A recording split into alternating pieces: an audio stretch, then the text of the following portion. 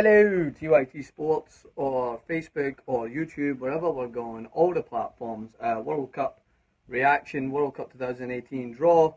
I was asked to give my reaction. I mean, first reaction is depressed.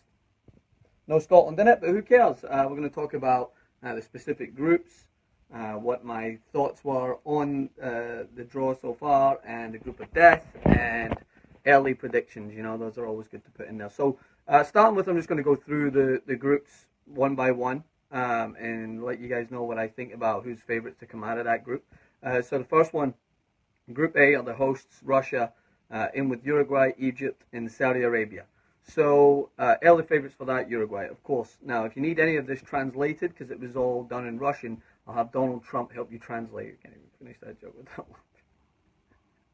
Sorry, I had to just put one in there. Come on. But yeah, I would say Russia and Uruguay early favourites. Not right now, Saudi Arabia or Egypt, especially at this early stage before we lead up to the tournament. Russia really failed to perform on the larger stage, but I think Uruguay are always the best bet to cause some problems for their opponents, to get themselves into the headlines for controversy. So I'm excited to see that. Moving on to Group B, early contender for Group of Death. I'm not going to announce my Group of Death until later on in the clip, but Portugal, Spain, Iran and Morocco. Tough break for Iran and Morocco straight from the get-go. Portugal, of course, Euro 2016 champions. Spain, past World Cup and Euro champions, looking to get back to their winning ways with a more youthful team, looking to move out of that old blood that had carried them for so many years and give way to some new talent. So those two are the early favourites for that. And then Group C poses my favourite for the competition, which again I'll talk about later.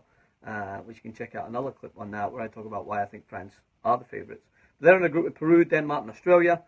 France and Denmark maybe, not counting out the Aussies, and then Peru, who really knows. Group D, another great group. It's already, Group D was trending, so you know people think this is a group of death.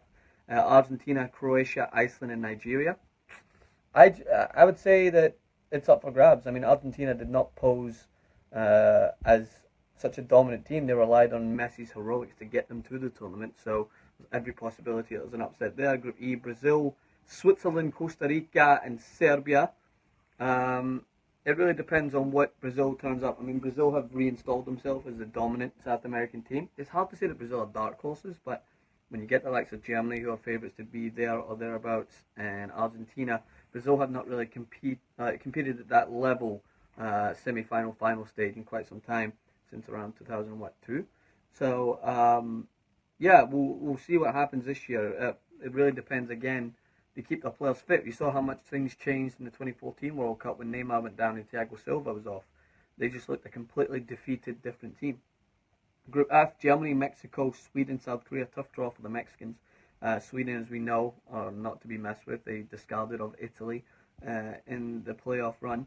Germany, probably favourites. Maybe could they go back-to-back World Cup winners? And South Korea, always an upsetting team to play against. I know that they had some a recent game against Colombia where they posed a threat against them in a friendly game, and they proved to be a handful, undoubtedly. And then Belgium, England, Tunisia, and Panama. This group for England, I've said it every year, but if England do not qualify from this group or struggle to qualify from this group, then I mean, I say it every time, you can't make an excuse, but like Belgium, we know are a good team, but Tunisia and Panama, I don't think are going to be able to pose as much of a quality team to upset either England or Belgium. So it really should be a walk in the park for England. And maybe I'm just, my Scottish in me is just setting them up to fail so that I can at least have some small symbol of hope when watching this competition. And then Group H, rounding it out, Poland, Colombia, Senegal and Japan. Poland, great team. Lewandowski, as we know, leads them step by step. Could be a potential dark horse to go later in the tournament. I think Poland and Colombia are always an exciting team to watch. Senegal and Japan going to pose some threats.